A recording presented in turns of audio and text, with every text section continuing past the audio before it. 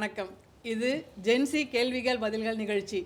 வாரம் நம்ம பழக்க வழக்கங்கள், நம்ம வீட்டில் நடக்கிற அன்றாட நிகழ்வுகள், நம்மளோட சம்பிரதாயம், நம்மளை என்னென்ன பண்டிகைகள் கொண்டாடுறோம், இதையெல்லாம் பற்றி நமக்கு ரொம்ப தெளிவான அழகான விளக்கம் பாரதி ஸ்ரீதரம்மா நம்மளுக்கு தொடர்ந்து வழங்கிட்டு வராங்க. இன்றைக்கி ஆடி மாதம், நம்மளுக்கு இன்னும் 2-3 நாள் ஆடி பெருக்கு வரப்போகுது. ஆடி பெருக்குனா என்ன, அதை பற்றியான கேள்விகள் நம்ம பாரதி ஸ்ரீதர் அம்மா கிட்ட கேட்கலாம். வணக்கம்மா. வணக்கம்மா. வணக்கம். நல்லா இருக்கேன். குரு சேனல் நேயர்கள் எல்லாருக்கும் வணக்கம். முதல்ல எங்களுடைய இந்த அமாவாசை பாட்காஸ்ட் ரொம்ப நல்லா ரீச் ஆயிருந்தது. ஸோ நேயர்கள் எல்லாருக்குமே ரொம்ப ரொம்ப நன்றி. இதே போல் இந்த தகவல்கள் எல்லாம் உங்களுக்கு மட்டும் இல்லாமல் மற்றவங்களுக்கும் அதை பகிர்றது, வீட்டில் இருக்கக்கூடிய குழந்தைங்களுக்கும் இது எல்லாத்தையும் நீங்கள் வீடியோஸை காமிச்சா இன்னும் சந்தோஷமாக இருக்கும் இல்லையா? பண்ணுறதே அடுத்த தலைமுறைக்காக இது கொண்டு போகணும் அப்படிங்கிறது அவங்களோட கேள்விகளை தான் நம்ம ஆமாம். அது இல்லாமல் இந்த தலைமுறையில் இருக்கிறவங்களுக்கே நிறைய பேருக்கு தெரியல. அம்மா, இப்போ இந்த 3ஆம் தேதி ஆடி பெருக்கு வரப்போகுது. ஆடி மாதம் ஃபுல்லாகவே நம்மளுக்கு நிறைய பண்டிகைகள், ஆடி மாதமே ஸ்பெஷல் தான். அப்படி இருக்கும்போது இந்த ஆடி பெருக்குக்கு என்ன அவ்வளோ முக்கியத்துவம்? ஆடி பெருக்கு அப்படின்னா என்னம்மா? முதல்ல ஃபஸ்ட்டு எல்லோரும் என்ன தெரிஞ்சுக்கணும் அப்படின்னா, ஆடி மாதம் பார்த்திங்கன்னா 32 நாள் வரும். தமிழ் மாதத்தில் ஆடி 32 நாள் வரும். அதனுடைய பாதி தான் 18. ஸோ அந்த 18 அப்படிங்கும்போது மிட் ஆஃப் ஆடி. ஆனி மாதமும் 32 நாட்கள் வரும். இது ஏன் ஆனி ஆடி மட்டும் இந்த மாதிரி நாட்கள் அதிக மாதம்னு சொல்லுவோம்.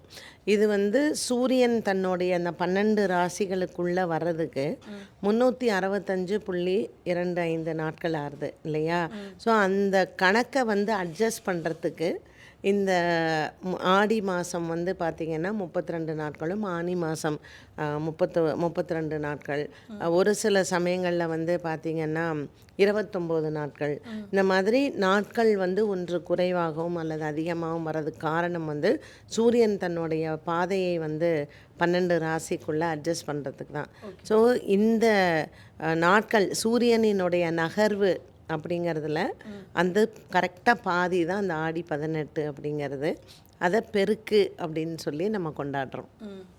இது மோஸ்ட்லி இந்த காவிரி நீர் அதுக்கு சம்மந்தப்பட்டது மட்டும்தானா, இல்லை ஆடி பெருக்குங்கிறது பொதுவாக நீர்நிலைகள் அது அங்கே போய் கொண்டாடுறதுக்கான காரணம் என்ன? இப்போ ஆடி மாதம் நான் முன்னமே சொன்னேன், மண்ணுக்கு ரொம்ப பெருமை வாய்ந்த ஒரு மாதம். ஏன்னா ஆடி மாதம்தான் விதை விதைக்கிறோம். ஆடி மாதம்தான் பார்த்திங்கன்னா புது மண் மாற்றுவாங்க. ஆடி பட்டம் தேடி விதை அப்படின்னு சொல்லுவோம். ஸோ மண்ணுக்கு நம்ம ஒரு நன்றி சொல்லக்கூடிய மாதம் இந்த ஆடி மாதம் தான். ஸோ பருவம் மாறும் பொழுது, இந்த பருவநிலைகள் மாறும் பொழுது விளைச்சல் நல்லா இருக்கணும், நாட்டு மக்களுக்கு பஞ்சம் இல்லாமல் இருக்கணும் அப்படிங்கிறதுக்காக இயற்கை வழிபாடை நம்ம முன்னோர்கள் செஞ்சாங்க. உருவ வழிபாடு அதுக்கப்புறம் தான் வந்தது. இயற்கை வழிபாடு தான் முதல்ல இருந்தது. இப்போ நீங்கள் க்ரீக் மித்தாலஜி பாருங்கள், ரோமன் ஸ்டோரிஸ் எல்லாம் நீங்கள் எடுத்துனீங்கன்னா அப்போலோ சன் காடுன்னு சொல்கிறோம் இல்லையா? அதே மாதிரி ஒரு ஃப்ளையிங் ஹார்ஸை அதை நம்ம கொண்டாடுறோம், ஒரு தெய்வமாக கொண்டாடுறோம். அதனால் மிருகங்களையும் இயற்கையில் இருக்கக்கூடிய பஞ்சபூதங்களும் நம்ம வழிபாட்டில் இருந்தது. அதில் இந்த ஆடி 18ஆம் பெருக்கில் நீர்நிலைகளை நம்ம வழிபாடு செய்கிறதுக்கான ஒரு முக்கியத்துவம் கொடுத்தாங்க. ஏன்னா பொதுவாக மழை வரக்கூடிய ஒரு காலம் நம்ம சொல்கிறோம் இல்லையா, மான்சூன் சீசன் இது. அப்போது ஆறுல எல்லாம் பார்த்திங்கன்னா இந்த வெள்ளப்பெருக்கு இருக்கும். அது கரெக்டாக இந்த ஆடி 18ஆம் தேதி தான் அந்த வெள்ளப்பெருக்கே வரும். ஸோ ஆற்றுல புது வெள்ளம் வரக்கூடிய அந்த நாளில் அதை பெருக்கு அப்படின்னு சொல்லி இந்த ஆடி மாதத்தை பெருமையாக கொண்டாடினாங்க. ஓகே. அன்னைக்கு ஒரு அதுக்கு முன்னாடி ஒரு 10 நாள் முன்னாடி நவதானியத்தை ஊற வச்சு முளைப்பாரி முளைப்பாரிக்கு கொண்டு போய் ஆற்று மணலில் கரைப்பாங்களாமா, அந்த ஐதீகம். ஆமாம். இது என்னன்னு கேட்டிங்கன்னா, ஒவ்வொரு ஊர்லேயுமே ஒவ்வொரு விதமான இந்த ஆடியை கொண்டாடுறாங்க. அது எல்லாமே மண்ணு தான். இப்போ நம்ம இந்த சப்தக்கன்னி வழிபாடு இருக்குது பார்த்திங்களா, அதுவுமே ஆடி மாதத்தில் தான் சிறப்பு. களிமண்ணை தான் வந்து 7 களிமண்ணை வந்து உருண்டையாக பிடிச்சி சப்தகன்னியாக வழிபாடு பண்ணோம். ஸோ அந்த வகையில் இந்த ஆடி மாதத்தில் வேப்ப இலைக்கு ரொம்ப பெருமை உண்டு. அதே மாதிரி களிமண்ணை வந்து பிடிச்சு வைக்கிறது, செம்மண்ணுக்கு வந்து ரொம்ப பெருமை உண்டு. ஸோ என்னென்ன விதத்தில் நமக்கு இயற்கை வளங்கள் அதிகரிக்கிறதுக்கும் ஒரு நீர் வரத்து நல்லா இருக்கிறதுக்கு, பூமிக்கடியில் வறட்சி இல்லாமல் இருக்கிறதுக்கு. இப்போ இன்றைக்கெல்லாம் வந்து நம்ம பயப்படுற விஷயமே இந்த எல்னினோ. இது 150 இயர்ஸ்க்கு முன்னாடி இதே மாதிரி தான் இருந்தது. அப்போது பூமிக்கு கீழே ரொம்ப வறட்சி அதிகமாகி பூமி உஷ்ணமாகி கிட்டத்தட்ட 6 கோடி மக்கள் அப்போ இறந்துருக்காங்க பஞ்சத்தினால 150 வருஷத்துக்கு முன்ன. ஸோ அது வந்து 21 மாதங்கள் நீடிச்சு தான் அந்த எல்னினோ எஃபெக்ட் அப்படிங்கிறது. அது மீண்டும் இப்போது இந்த வருடம் 2026 இந்த ஆகஸ்ட் மாதத்துக்கு மேலே இந்த எல்னினோ வருது அப்படிங்கிறது புவியியல் ஆராய்ச்சியில் சொல்லியிருக்காங்க. ஸோ எப்படி இருந்தாலும் நம்ம ஒரு பஞ்சம் வரக்கூடும். ஸோ இந்த மாதிரி பஞ்சமெல்லாம் வந்தாலும் பெரிய அளவுக்கு பாதிப்புகள் வராமல் இருக்கணும் தான் நம்ம நீர்நிலைகள் எல்லாம் வழிபாடு செய்கிறோம். ஸோ ஆடி 18ஆம் பெருக்கில் இன்றைக்கும் வந்து பார்த்திங்கன்னா, அதாவது கங்கைக்கு தான் பெருமை அதிகம். ஏன்னா ஒரு கங்கையில் போய் நம்ம நீராடினால் நம்ம பாவங்கள் தீரும் அப்படிங்கிறது. ஸோ காவேரி தாயார் வந்து பெருமாள்கிட்ட வந்து பிரார்த்திச்சுட்டாலாம், எப்படி வந்து எல்லாரும் கங்கையை தான் பெருமையாக பேசுகிறாங்க, ஸோ எனக்கும் அந்த வந்து என்னையும் பெருமையாக பேசணும் அப்படின்னு. அப்போ பெருமாள் என்ன சொல்கிறார், அந்த கங்கை உன்னிடத்தில் வந்து சங்கமிக்கும், அது துலா மாதத்தில் அது குப்த கங்கையாக இருக்கும். அந்த ஒரு மாதத்தில் இந்தியாவில் இருக்கக்கூடிய அனைத்து நதிகளும் வந்து காவேரியில் சங்கமிக்கிறார். அது துலா மாதத்தில் நடக்கிறது. ஸோ இந்த ஆடி மாதத்தில் வந்து பார்த்திங்கன்னா ஸ்ரீரங்கத்தில் இன்றைக்கும் ரங்கநாதர் வந்து அம்மா மண்டபத்துக்கு போய் காவேரி தாயாருக்கு சீர் கொடுக்குறார். அது இன்றைக்கும் நடக்கிறது தான். ஸோ அது வந்து ஒரு நீர்நிலைகளுக்கு நம்ம வந்து எல்லாமே தெய்வங்களாக தான் பார்க்குறோம். அதனால் எந்த நதியாக இருந்தாலும், அது காவேரியாக இருக்கட்டும், தாமிரபரணியாக இருக்கட்டும், அந்த நதிகளை நம்ம வந்து தெய்வமாக பாவித்து அன்றைய நாள் ஒரு நன்றி சொல்லுவதும் வணக்கம் சொல்லுவதும் ஆடி பெருக்க வச்சுருக்கோம். ஓகே. அன்றைக்கி இந்த புதுசாக கல்யாணமானவங்க மாங்கல்ய சரடு மாற்றிக்கிற ஒரு வழக்கமும் இருக்காமா? ஆமாம், அதாவது அன்றைய நாளில் நம்ம என்ன செஞ்சாலுமே அது பல மடங்காக பெருகும்.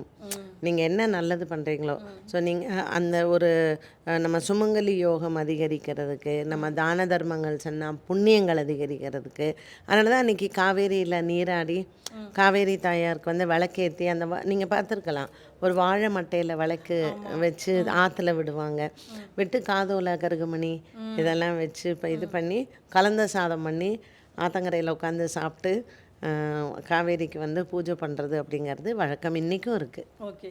பட் இப்போ நம்மலாம் சிட்டியில் இருக்கிறவங்கெல்லாம் ஆடிப்பெருக்க எப்படி கொண்டாடலாமா? அங்கே இப்போ மோஸ்ட்லி காவேரி அவங்களுக்கே வெறும் மண்ணு தான் இருக்குது. அப்படி இருக்கச்ச நம்மலாம் எங்கே சிட்டியில் கண்டிப்பாக அவங்கவுங்களுக்கு போர் இல்லாமல் இல்லை, எல்லா இடத்துலையும் போர் போட்டிருக்காங்க. அதனால் பூமிக்கு அடியில் இருக்கக்கூடிய நீர் வரத்து வற்றாமல் இருக்கணும் அப்படிங்கிறது. அதனால் நீங்கள் எங்கே போர் போட்டிருக்கீங்களோ அங்கே 2 பூவை போடுங்க, 2 தண்ணியை தெளித்து ஒரு சின்ன கோலம் போட்டு அங்கே விளக்கேற்றி, நாங்களாம் இன்றைக்கும் பண்ணுறோம், எங்கள் ஃப்ளாட்ஸ்லாம் பண்ணுவாங்க. ஓகே. ஏன்னா தஞ்சாவூர் சைடில் இருக்கக்கூடிய பெரிய பழைய இந்த பாட்டிலாம் இருக்காங்க பார்த்தீங்களா, அவங்க விடவே மாட்டாங்க. மற்றவங்க வேலைக்கு போகிறவங்க அவங்க பாட்டுக்கு போவாங்க. பட் இந்த வயசானவங்க, அதுவும் தஞ்சாவூர் சைடில் இருக்கிறவங்கெல்லாம் அந்த போர் பக்கத்தில் போய் தண்ணி தெளித்து கோலம் போட்டு 2 புஷ்பத்தை போட்டு விளக்கேற்றி இந்த பூமிக்கு இருக்கிற கடியில் இருக்கிற நீர் வற்றாமல் இருக்கணும் அப்படின்னு சொல்லி வேண்டிக்கிறது உண்டு, இன்றைக்கும் உண்டு. ஓகே. ஸோ இந்த ஆடி பேருக்கு வந்து மண் நீர் ரெண்டுத்தையும் வந்து கடவுளாக அது வந்து வற்றாமல். இப்போ நீங்கள் சொன்னீங்க இல்லையாமா இந்த எல்னினோ வரப்போகுது, இப்போ அதுக்கு நம்ம ஏதாவது ஸ்பெஷல் பிரார்த்தனை ஏதாவது விசேஷமாக ஏதாவது பண்ண முடியுமா நம்ம? ஆமாம், ஏற்கனவே வந்து பார்த்திங்கன்னா திருவண்ணாமலையிலலாம் இப்போ வருண ஜபம் பண்ணிட்டு தான் இருக்கா. அது மாதிரி உங்கள் வீடுகளில் மழை வர்றதுக்கு இந்த வருண ஜபத்தை கண்டிப்பாக எல்லாருமே பண்ணலாம். ஏன்னா பூமிக்கு அடியில் ரொம்ப அந்த உஷ்ணத்தினால நீர் வரத்து கம்மியாக இருக்கிறதுனால பஞ்சம் ஏற்படும். அப்போது நீர் இல்லைன்னா உங்களுக்கு பயிர்கள் இல்லை, மக்கள் வந்து பசி பட்டினியால் வாடக்கூடிய சூழ்நிலை வரும். அதனால் உலகத்தில் எந்த நாட்டிலையுமே அது வரக்கூடாது அப்படிங்கிறது தான் நம்மளுடைய பிரார்த்தனை. முடிஞ்ச வரையில் நமக்கு இங்கே ரொம்ப அதிகமான பாதிப்பு வரக்கூடாது. ஓகே. இந்த வருண ஜபம் எல்லாருமே வருண ஜபம் கண்டிப்பாக பண்ணலாம். ஓகே. ஆடி பெருக்கு அன்னைக்கு வேறு என்ன மாதிரி விசேஷங்கள் பண்ணலாமா? ஏன்னா நீங்கள் சொன்னீங்க அன்னைக்கு எது பண்ணாலுமே நல்லா பெருகும். ஆமாம், நம்ம வந்து ஆடி பெருக்கு இந்த தடவை ஆகஸ்ட் 3ஆம் தேதி திங்கக்கிழமை வருது. அதனால் அன்னைக்கு வந்துட்டு நீங்கள் எந்த ஒரு கோவிலுக்கு போயிட்டோம் அம்பாளுக்கு வந்து மஞ்சள் குங்குமம் கொடுக்கறது, இல்லை நீங்கள் அன்னதானம் பண்ணுறது, கோவிலுக்கு அரிசி தானம் கொடுக்கறது, ஏதோ ஒரு வகையில் நம்ம வந்து ஒரு சேரிட்டி பண்ணுறோம் அப்படிங்கிறதான். வஸ்திர தானம் பண்ணலாம், அன்னதானம் பண்ணலாம், என்ன முடிஞ்சதோ உங்களால் ஒரு தானத்தை பண்ணறச்சு நம்மளும் நல்லா இருப்போம், நம்ம வீடும் நல்லாயிருக்கும், நம்ம நாடும் நல்லாயிருக்கும். ஓகே. இப்போ இதில் தான் வந்து இந்த குழந்தைங்க என்ன கேட்பாங்கன்னா, நல்லது பண்ணுறதுக்கு எதுக்கு அன்னைக்கு தான் பண்ணணுமா அப்படின்னு ஒரு கேள்வி கேட்பாங்க. இப்போ அந்த மாதிரி கேள்வி கேட்குறவங்களுக்கு என்ன சொல்லலாமா? நீங்கள் நல்லது பண்ணுறீங்கன்னா, அதாவது காலையில் எழுந்திருந்தும் சூரிய உதயத்தில் சில வேலைகள் செய்கிறோம், சூரிய அஸ்தமனத்தில் சில வேலைகள் செய்கிறோம். யாரும் இப்போ அமெரிக்காவில் இருக்கிறவங்களும் சரி, இந்தியாவில் இருக்கிறவங்களும் சரி, சூரியன் உதிச்சு தானே வேலைக்கு போகிறோம். சூரிய அஸ்தமனமான வீட்டுக்கு வந்து தூங்குறோம். அதே மாதிரி தான் கால நேரம் அப்படிங்கிறது எல்லாத்துக்குமே உண்டு. இந்தந்த நேரத்தில், இந்தந்த நாளில், இந்த கிழமையில் ஒரு விஷயம் நம்ம பண்ணுறோம் அப்படின்னு சொன்னால் அதற்கு பலன்கள் பல மடங்காக இருக்கும். அப்போ சூரியன் காலத்தை நிர்ணயம் பண்ணுறதே சூரியனும் சந்திரனும் தான். அந்த சூரியன் இந்த நாளில், இந்த டிகிரியில், இந்த ஆங்கிளில் பூமி மேலே அதனுடைய தாக்கம் இருக்கும் பொழுது நம்ம இந்த விஷயத்தை செய்தால் நமக்கு அந்த பலன் வரும் அப்படின்னா. ஸோ ஒரு அமாவாசையில் நம்ம வந்து அதை பண்ணுறதில்ல. ஆடி 18ஆம் தேதி அது தேதி வச்சுருக்காங்க. ஸோ ஆடி 18ஆம் தேதி அந்த பெருக்கு அன்னைக்கு நம்ம ஆற்றுல புது வெள்ளம் வருது, அன்றைய நாளில் போய் நம்ம வந்து ஆற்றங்கரையில் ஒரு புடவை வந்து கொடுப்பாங்க. அந்த நீங்கள் பார்த்தீங்கன்னா தெரியும், அப்படியே ரங்கநாதர்கிட்ட சீர் வந்து அந்த பட்டர் வந்து அப்படியே அந்த புடவையை வந்து ஆற்றுல காவேரியில் விடுவார். காவேரி தாயார் வந்து பிரார்த்திச்சுக்கிறா, நான் எப்போவுமே சுவாமி திருவடியிலேயே இருக்கணும்னு. அதனால தான் அவர் ஸ்ரீரங்கத்தில் சுற்றி வந்து காவேரிக்கு நடுவில் பெருமாள் இருக்கார், அவர் திருவடியோட. அது மாதிரி திருவட்டார்லேயும் நீங்கள் வந்து பார்த்திங்கன்னா நான் அந்த ஆறு அப்படியே கோவிலை சுற்றி ஓடும், பெருமாளை சுற்றி ஓடும் திருவட்டார்லேயும். நதிகள் வந்து பெருமாளுக்கு கூடவே இருக்கணும் அப்படிங்கிறது அவளுடைய பிரார்த்தனையும். ஸோ நம்ம வந்து எப்படி மனிதர்களும் பெருமாள்கிட்ட பிரார்த்திச்சுக்கிறோம் இல்லையா, அவர் திருவடியிலேயே எப்பவும் இருக்கணும்னு, அது மாதிரி. அதனால் நதிகளுக்கும் பெருமாளுடைய திருவடியிலேயே அவங்க இருந்தாங்கன்னா அவங்க புனிதமாறாங்க. அப்போ மக்கள் போய் நம்ம குளிக்கிறோம், நம்ம பாவத்தை எல்லாம் அந்த நதியில் விடும் பொழுது நதிக்கு ஒரு பாப விமோச்சனம் வரணும் இல்லையா. அப்போ பெருமாள் திருவடி அங்கே பட்டுதுன்னா, மாசி மகத்துலேயும் பார்த்திங்கன்னா பெருமாள் வந்து சமுத்திரராஜனை பார்க்குறதுக்கு கடலுக்கு போவார். இந்த ஆடி 18ஆம் பெருக்கில் நதிக்கு போகிற மாதிரி கும்பத்தில் சூரியன் இருக்கிறச்சு மாசி மகம் வந்து அவர் வந்து கடலுக்கு போவார், சமுத்திரராஜனுக்கு போய் அவர் அந்த கடலில் இருக்கக்கூடிய உயிரினங்கள் அவங்களுக்கு வந்து பெருமாள் அந்த பாப விமோச்சனத்துக்காக அங்கே போவார். ஓகே. ஓகே மேம், ரொம்ப நன்றி மேம். ஆடிப்பெருக்கு பற்றி டீட்டெயிலாக சொல்லியிருக்கீங்க. இந்த திங்கக்கிழமை ஆடிப்பெருக்கு வருது. நம்ம என்ன நீர்நிலை இருக்கோ நம்ம பக்கத்தில் அதில் போய் நம்ம வேண்டிண்டா இந்த எல்னினோ எஃபெக்டில் இருந்து கூட நம்ம கொஞ்சம் காப்பாற்றிக்கலாம் அப்படின்னு அம்மா சொல்லியிருக்காங்க. ஆடிப்பெருக்கு அன்றைக்கி அது ஏன் பண்ணணும், ஆடிப்பெருக்குன்னா என்ன, அதில் பண்ணுறதெல்லாம் எப்படி விருத்தி ஆகுது அப்படிங்கிறதுக்கு டீட்டெயில்டாக எக்ஸ்ப்ளனேஷன் கொடுத்துருக்காங்க. மீண்டும் அடுத்த ஜென்சி கேள்விகள் பதில்கள் நிகழ்ச்சியில் சந்திக்கலாம். அதுவரை நன்றி. நன்றிம்மா.